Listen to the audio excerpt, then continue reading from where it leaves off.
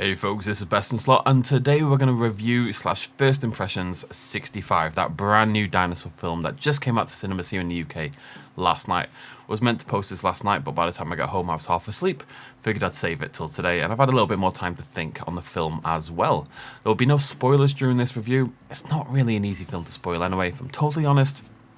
There's one spoilery thing I'd like to talk about. I'm going to save that to the end, or I'll give you a big spoiler warning beforehand. Either way, everything I'm going to talk about you could have gleaned from the trailers already. There's really nothing to worry about in terms of spoilers with this film, so hopefully we'll be okay and you should be able to watch it and then still enjoy the film afterwards. So before we get started, what is 65? Well, 65 sees Adam Driver's character, Captain Mills, transporting some cryogenic containers with people in them across the universe.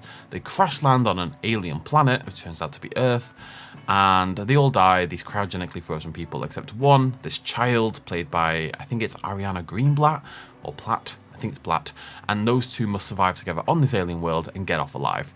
That is the premise of the entire film. There's really nothing else in terms of the plot that's moving things forward. It's a series of set pieces that they have to survive until they finally survive. That's the plot of the film. And that's revealed by the trailers. This is in fact Earth 65 million years ago.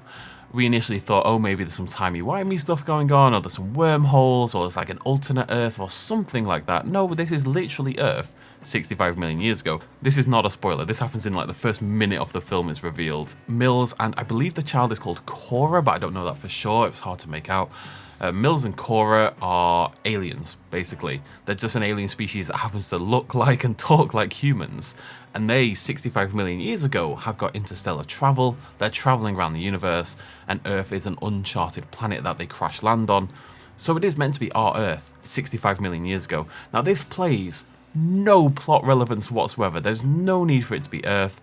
No need for them to be aliens. You know, you could have done this in a million different, more interesting ways, or at least tie it in with the plot somehow. But it's not relevant at all to what goes on, and it's actually a mark against the film, as we'll talk about when we come to the designs of the dinosaurs. But before I start ragging on a few things, it's worth saying, I'll give you my overall impressions, the film is okay. It's better than I expected. I was expecting something bottom of the barrel. I thought it was going to be terrible. And there are lots of problems, and we'll get to them. There's a lot of negatives to say, but I actually enjoyed my time. I would give it I wish it was a 6.5 out of 10. That would have been funny. But a 5 to 6. Maybe a 5. Let's say a 5. 6 if you're feeling a little bit generous.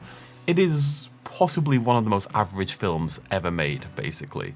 But there is good things in there. There's quite a lot of positive things to talk about, and that's what we'll do first. So, first of all, there's really only 2 performances in the entire film. There's 3 performances really, but I don't want to go into that without spoiler territory. 2 main performances, which is Adam Driver and Ariana, playing Mills and Cora, and as predicted, as you would expect, Driver in particular really sells it. The script isn't really there, the plot isn't really there, but he sells all of it. This film is not really don't go in expecting a dinosaur film. It's more like a sci-fi survival film. And Driver does a fantastic job of really selling the depth of emotion of his character and that desperation, willingness to survive, his care for Cora. They've got that fairly established nowadays, you know, the Last of Us kind of adopted father, adopted daughter kind of dynamic that warms up over time. And Driver sells the hell out of it. Fair play to him, you know, even in this slightly schlocky action sci-fi film, he really sells the character and really acts his ass off, so fair play. And Greenblatt does a really good job as well. Her character can't communicate via English. There's a lot of physical communication, a lot of body language, and she does a really good job of selling the character's fear and desperation as well, but also growing confidence and belief in Captain Mills. So those 2 are really good, and that's important. They're basically the only characters. They had to sell it, and they do. Captain Mills also has a subplot, which I'm not going to tell you too much about, but it's concerning his own family, and I have some problems with the directorial choices in that regard, and I'll talk about that at the end as well with a big spoiler warning, but he really sells it's basically the only character development they get at this point, and he, again, really sells it. I think the subplot's actually quite good. I think it's quite well done in some regards, and emotionally it was actually quite impactful. I felt a little bit, you know, it got me a little bit, only a little bit, but it got me a little bit. I thought it was quite well done and quite a smart idea. A little bit played out, sure, but well done and well conceived. people will know what I'm talking about if you've seen the film. And finally, I will say the effects, pretty good. This is not a huge, it's a pretty big budget film. We're talking in the 90 million range, but for a sci-fi adventure epic, that's not a humongous budget. There's a lack of people and stuff like that, so a lot of the budget's clearly gone on environments and special effects and stuff like that. And I'm not talking about design here. We will talk about design of dinosaurs, but in terms of the rendering and the effects, how it's all integrated into the world. Of course, you've seen in the trailers there's an asteroid sequence, because this is 65 million years ago. This is the KPG extinction event. Technically 66.5 million years ago, but that's neither here nor there.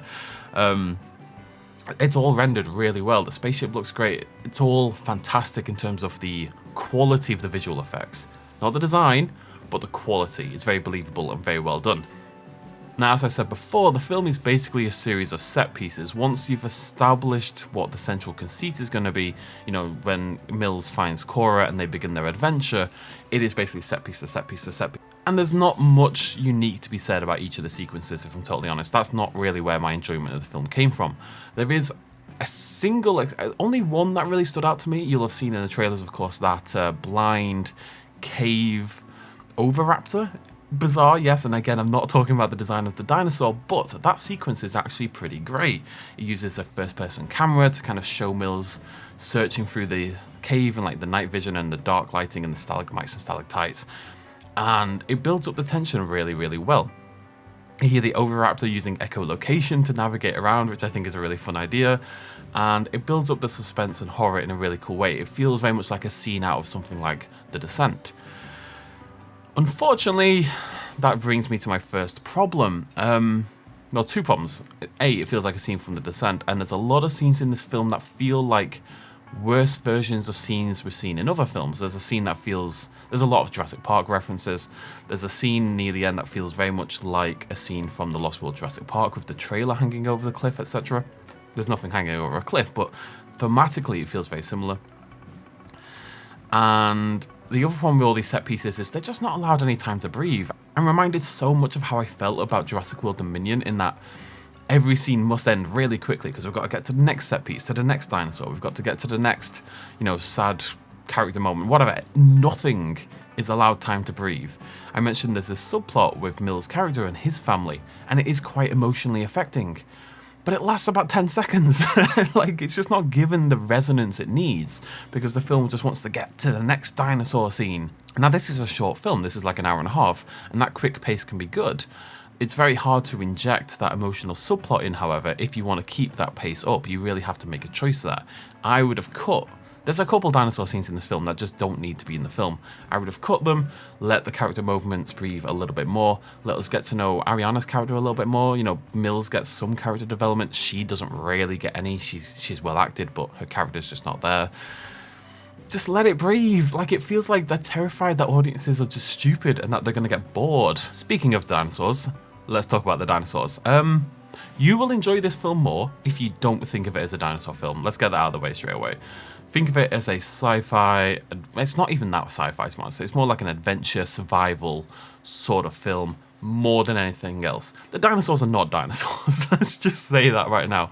Mills and that lot, the Bex and Woods, the directors, have come out and they keep saying things like, oh, we wanted our creatures to be scientifically tangible, and oh, we loved dinosaur films as a kid, let's have more dinosaur films, why aren't there more dinosaur films? And then they filled their dinosaur film with things that aren't dinosaurs. The problem is they're not even good designs. This is my main issue. I'm totally okay with inaccurate dinosaurs. I love the Dilophosaurus in Jurassic Park. I love the Spinosaurus in Jurassic Park 3, etc. But you have to make them interesting, and there's a scene at the end. So you've seen there's two large theropods. There's actually a large theropod, the Rex, and there's a large quadruped that you'll have seen bounding around in the trailer, right? This long, weird, bizarre, stretched out quadrupedal carnivore. It's like the big bad of the film. Even though it's only in 2 scenes for about 10 seconds total. Dinosaurs take up about 8 minutes of this film, by the way, just so you know. But anyways, there's a scene where the Rexes are there, and then the quadruped comes in. It's like, oh no, the big new threat. I didn't realise it was a different dinosaur, like initially, until the legs were revealed. Oh, until the forearms were revealed, I thought, why is there another Rex? Where does extra Rex come from? And it's because the scene is rendered at nighttime and stuff like that, but because also, visually, they're just the same. They're big crocodilian, grey lumps of spiky meat. You know, there's just very little to differentiate them in terms of their visual design. Every creature in this film is weirdly elongated, shrink-wrapped, and generally speaking like a dark blue, greyish sort of colour. There's a spark of colour here and there. There's pterosaurs in the film, and they're surprisingly good. The beaks are a little funky, but beyond that, pterosaurs look great. Everything else has this really weird... It's like if it was a Spec Evo project, sure, they've all got these elongated bodies, they look interesting at least in that regard. They just needed some texture variation, some colour variation, maybe a little feathering and stuff like that. And my problem with this is, as always, you've set this film on Earth. This is meant to be our Earth 65 million years ago. This is meant to be the end of the dinosaurs. These are meant to be real dinosaurs. Why have you given us these bizarre Spec Evo monsters? I don't get that. There was no reason for this film to be on Earth in the first place. You could have set this on an alien planet, and I would have no criticisms of these as dinosaurs. I may have some criticisms of the designs anyway as like boring alien creatures, but you would have removed that whole paleo accuracy problem. And this isn't about little things like pronated wrists. They don't look like dinosaurs at all. They look completely made up. Rant over. I don't want to harp on that too much because, again, I don't care about accuracy. I mean, I do. I like seeing accuracy, but it isn't the main thing. But if you're going to be inaccurate, at least be interesting, and they don't manage that either. So my other big problem is really one of directorial choices and how the film's been edited together. So the film looks good, plays out nicely, some nice sound design, the characters are believable. It sounds okay, you know, it's nothing special, there's nothing particularly intelligent going on here. There's only one smart set piece as far as I'm concerned, but it's an enjoyable enough time. But every now and again, these directorial choices come in and they kind of just pull me out of the film a little bit. Like there's this moment of comedy, which thankfully there's not too many of them. They are there, they punctuate the mood a little bit in a good way, which is what good comedy should do. But it's not Jurassic World where Owen is quipping every 5 seconds. It is better than that in that regard. But when these moments of comedy happen, the film is desperate for you to know it's funny. So the music shifts from moody and stuff like that, and the music's constantly overbearing. And the music will shift and it'll no longer be dum dum dum. It'll just go doo doo doo. It does like a slapstick kind of comedy music, and it does it every single time. There's only, I think, 3 scenes of comedy in the film. I think I'd say the third one's really good, actually, really effective, really funny. But the music is like, no, this is funny. You will laugh now. And that's a pretty common problem with films in general for me. I like when the music takes a back seat instead of telling me how to feel, but it's so ostentatious in this film that I really, really noticed it. Further choices that are similar to that, there's a scene with Mill's character and his family, and he's acting the hell out of it, really selling the depth of emotion of his character, how his character's feeling. You know what he's going through just by the way that Adam Driver is acting. And then they throw in a flashback and all this maudlin music, and again they just beat you over the head with what's going on, and it just isn't necessary. The film doesn't trust its audience to be intelligent enough to pick up on what's going on, and maybe that's necessary, maybe the audience isn't, but I thought it was pretty bloody blatant. And again, it pulled me out of the scene because you're pulling away from Driver's character, and you're pulling away from character-driven emotion, and you're forcing me to feel the emotion with something else. Characters should drive everything, you know, plot is good and events need to happen to move things forward, but characters should be the basis. Characters should be what drive your film forward, their desires, their goals, their anguish, etc, etc. And Adam Driver's really driving it forward at that moment until the film gets in his way, basically. For me, somewhere in here is a good film. I feel this film with better designs, not necessarily paleo accurate, but more interesting designs, and a little bit more time given over to character moments, just a little bit more breathing room. I honestly could see this as 6.5 to 7 out of 10. It's a decent film at its core. It's trying to do very different things than Jurassic World Dominion, which I know I'm bringing up a lot, but it is the last big dinosaur film we had, which was more like a love letter to a franchise and a big nostalgia trip. This is really just a sleek action thriller. That's an okay thing. I'm down with that. You know, I enjoy a lot of those films. It's just trying to do too many things at once in quite a short runtime, and it just doesn't quite meld all these disparate elements together. There is a good film there, and it is, I would say, pretty enjoyable. I've I've seen some people really hate it and I've seen some people really love it. Most people I've seen sort of land somewhere directly in the middle, and that's probably what it is. It's not a 3 or 2 out of 10 in my opinion. I think if you go in with high expectations, you will be probably disappointed. And if you go in there as a dinosaur film fan, you're going to be disappointed. Nothing in the film is a dinosaur. But if you go in just looking for good performances in a sleek action sci-fi survival film more than anything else, you will probably enjoy yourself. You're not going to have an amazing time. You're not going to think about it a week later. I will never think of this film again in my life.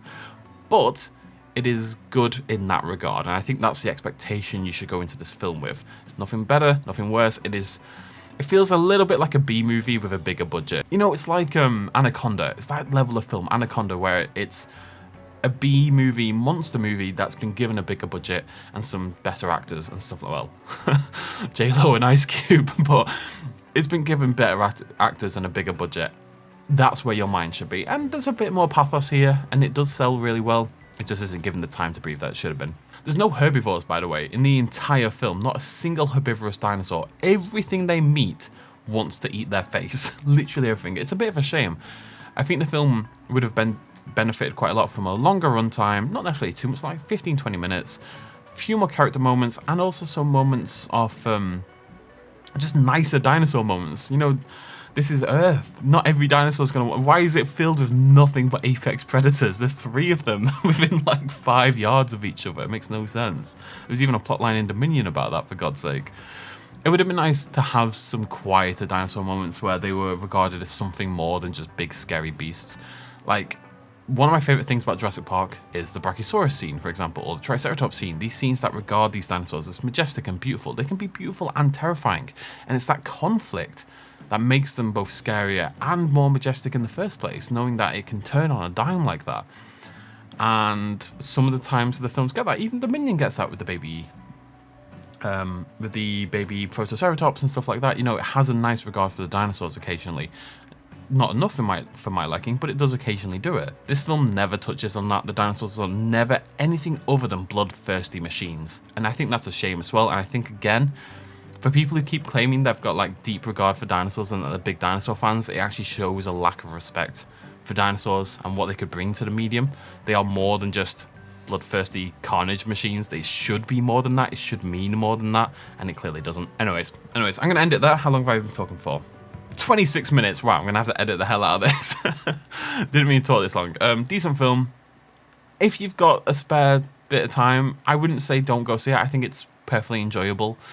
It is not this dinosaur film that we need to support. You know, don't go for that reason, because at the end of the day, it's just not a dinosaur film, and it's not the kind of dinosaur film we want to see more of in media, frankly. But treat it as a monster film, a survival sci-fi film, and you might have a decent time, in my opinion. That's where I land on it. Let me know what you think about the film in the comment section down below. If you have seen it, if you haven't seen it, let me know what you think of the review in the comment section down below. Let me know what you expect. Are you going to go see 65? Really curious to see how many of you are planning to see it in the cinema. I do think we should support original films at least, so maybe go for that reason. Anyways, thank you so much for joining me. Throw me a like if you enjoyed the video, and I'll see you lovely folks very, very soon. Cheers, much love, as always. Bye-bye.